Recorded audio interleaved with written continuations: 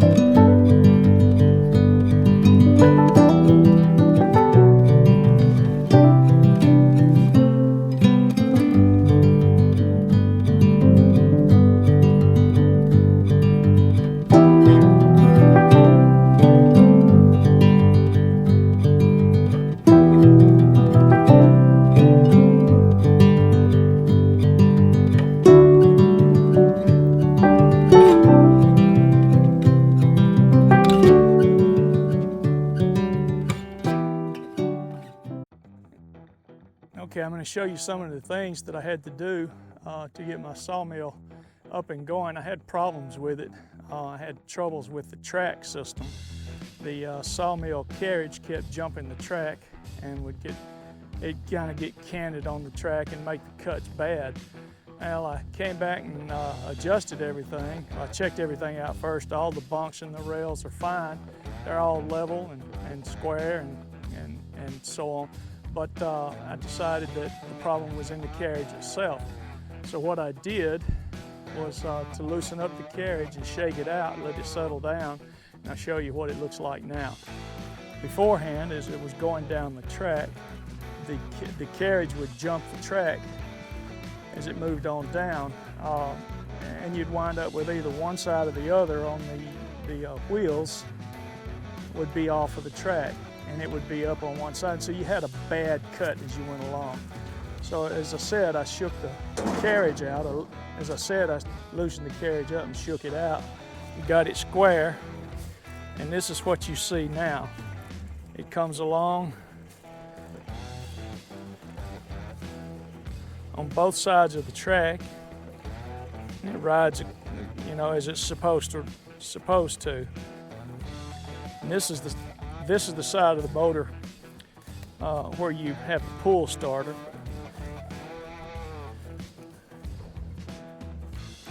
If you look carefully, you can see that this rear track is riding good on the rail as it goes down. We'll move around to the other side and watch it as we come back.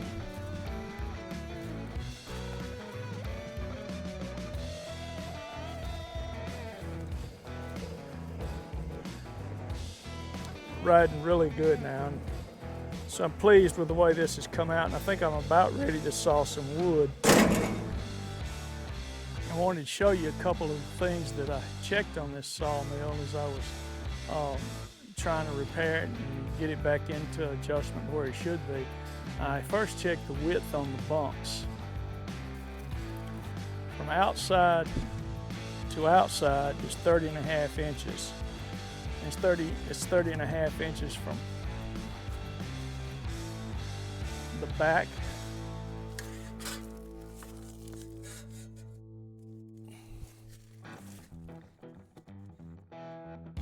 to the front.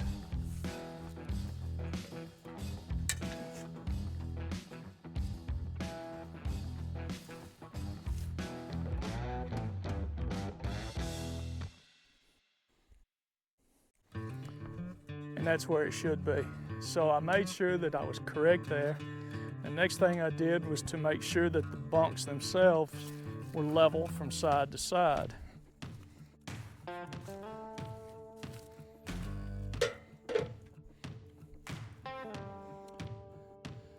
This is the back one.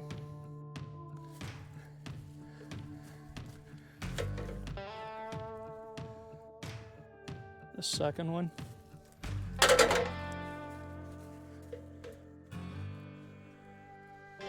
Work my way all the way to the back one, back here at the headstock. So they were all level. I didn't have any troubles with that. The next thing I did was start to service it to make sure it was set up and running correctly. And the belt had been loose on it all summer long, and so it was sitting here slack.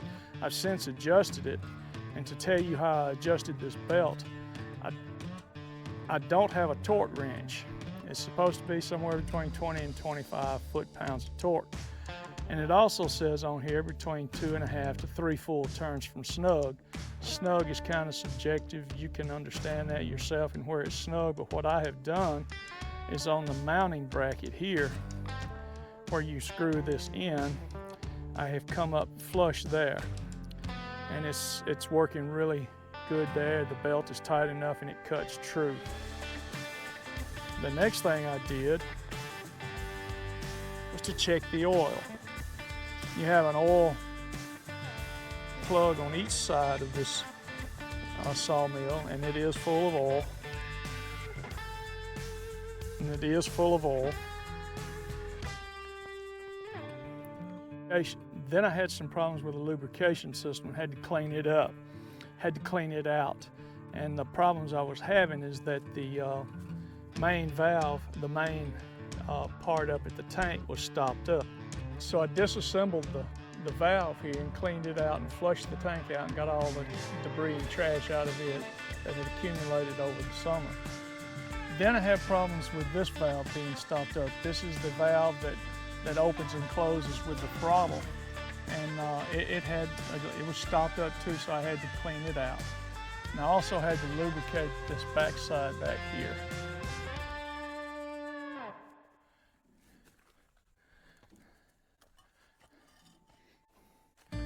This hose was dirty and filled up with crud all the way, so I got it cleaned out.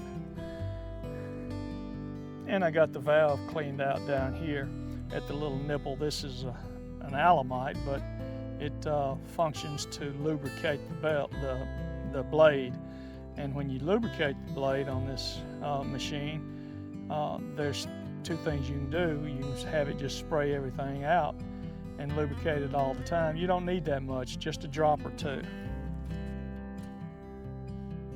If you look at this, you will see that it's just dripping just a little bit. That's about all you need to lubricate the belt.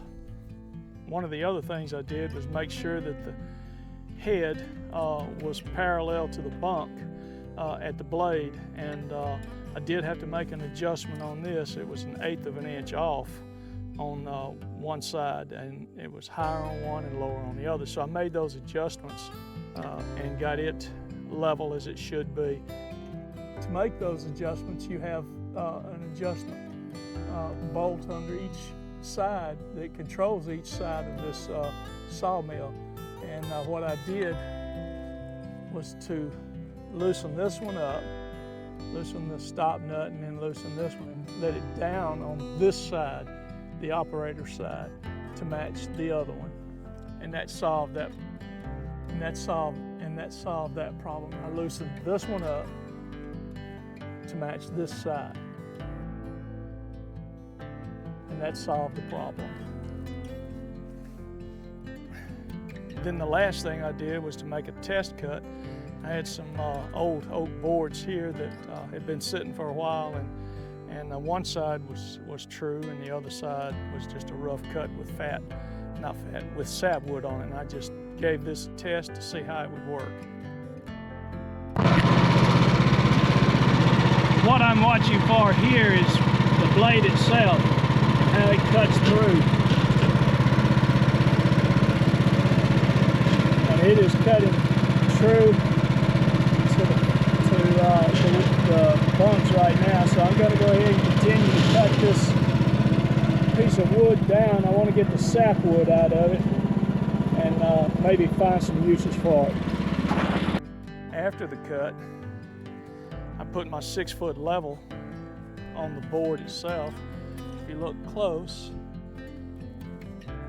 you can see that this is flat all the way across that 6-foot level there. There's no, you can't see anything to the other side. So I think it was successful. you.